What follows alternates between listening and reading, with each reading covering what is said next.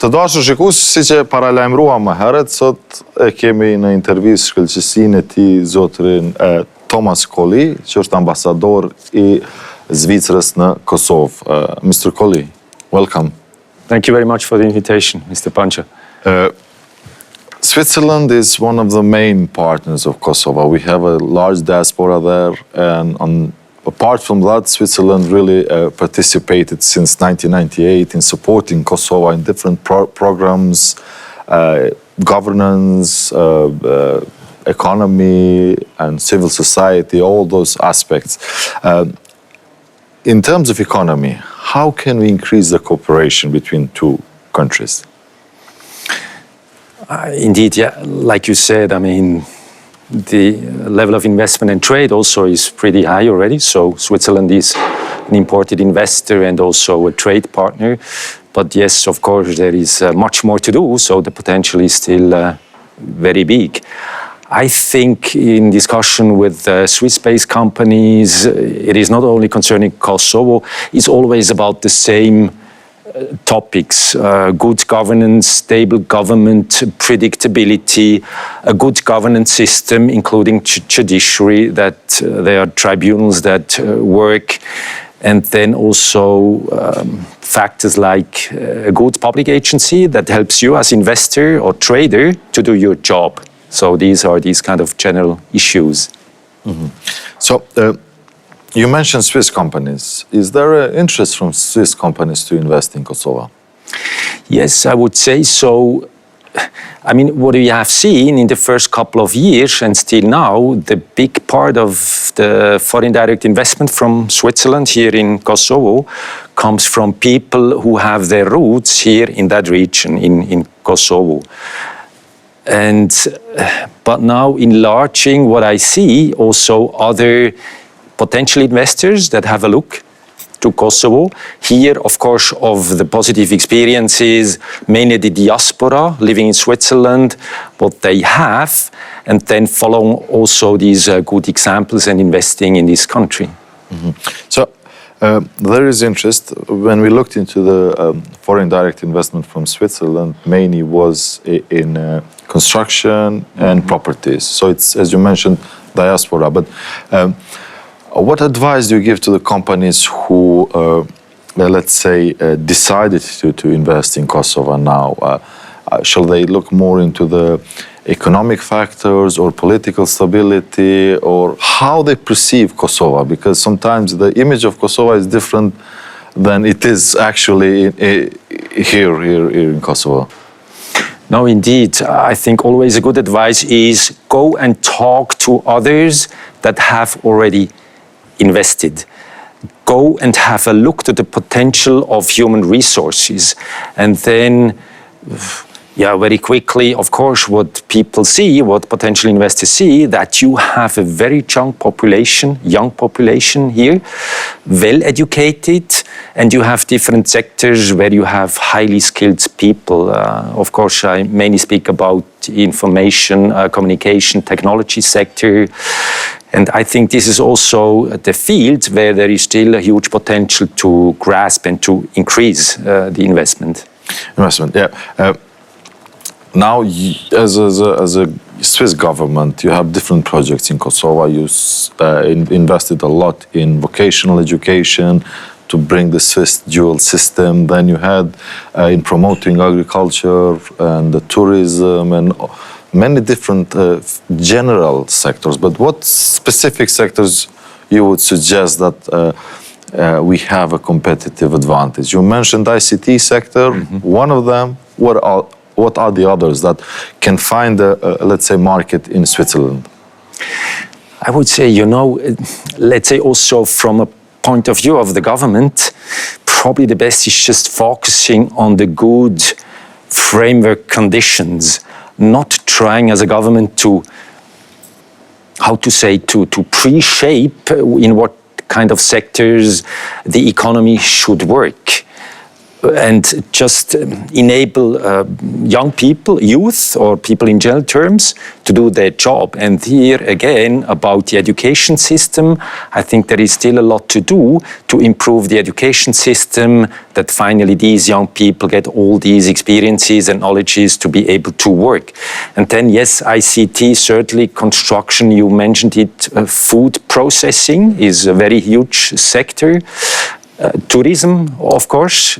I think there is really a very huge potential for tourism, and they're also enlarging maybe these ambitions also outside your country, Kosovo, like also in Switzerland, you know, offering travels in the region. Here, of course, with Montenegro, with Albania, you have absolutely very attractive package that you can offer to potential tourists. I met many Swiss hikers who were going in this region of Albania, Kosovo, and Montenegro, this Balkan peaks. That is a very beautiful hiking trip.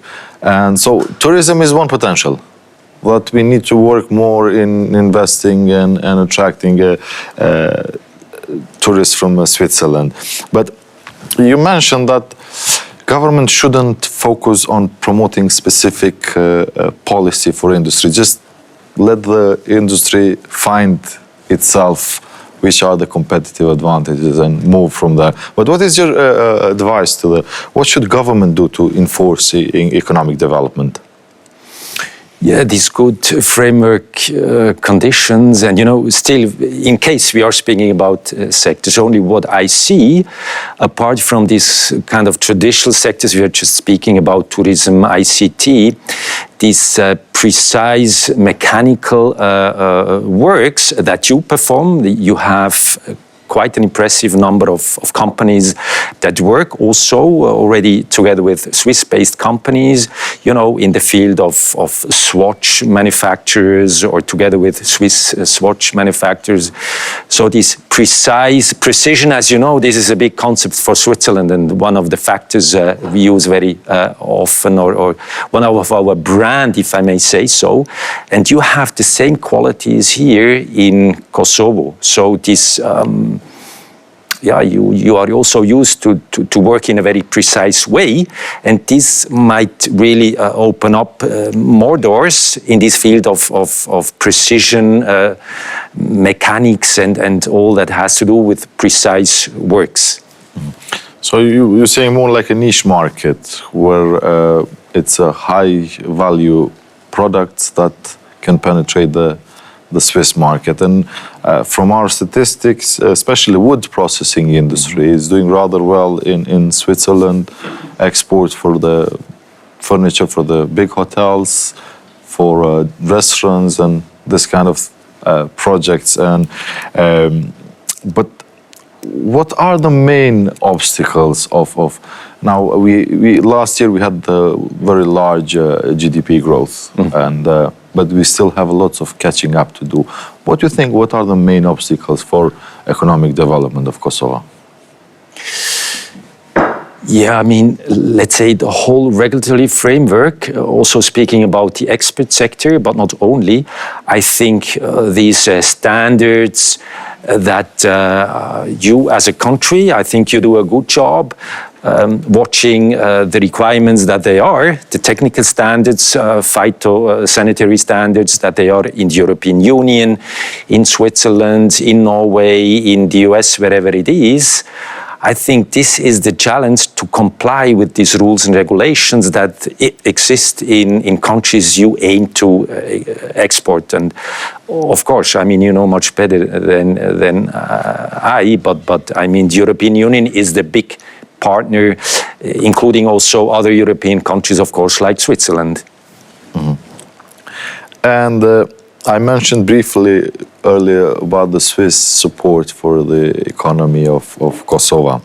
What are the current projects and the future project that you are supporting? Because you are one of the biggest supporters financially for Kosovo for the past 22 years. What are the projects now that you are implementing? You are implementing most of them through SDC. That's Correct. I mean, this is one part of the Swiss embassy, the Swiss Development Corporation branch within the embassy. But at the same time, I have also to say, of course, STC works very closely with local implementers. So that's very important, of course. And there, in the economic sector, what we do in general terms, this assisting the local governments, municipalities, but also the national government in fighting corruption, in establishing sound legal structures, good governance practices. I think this is absolutely crucial.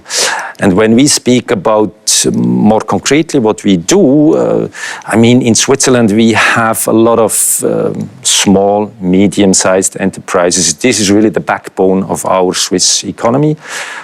And this is also the focus we have here. So helping small, medium-sized companies to do their job, to become fitter also to export. Vocational training, what you have mentioned already, I think this is also one of the really strong parts and parts and pieces of our economic system. Vocational training, which is part of this whole education system, where we also are in close touch with the different ministries and institutions we work with. And then, of course, yes, the sectors we have been mentioning, tourism, where we have very concrete projects. Agriculture. Swiss Contact, I think, one. Exactly. Yeah. This is actually one of the implementers. It's financed by the embassy or by the Swiss Development Corporation. But indeed, Swiss Contact is an organization that exists since many, many years and has a huge experience. And I think they do absolutely a great job. Mm-hmm. Ambassador, you've been for 1 year and a half in Kosovo. You have seen Kosovo is changing every year. What is something that impressed you mostly here in Kosovo? The friendliness of the people. I mean, I knew, of course, I was in touch with people who used to work in your country.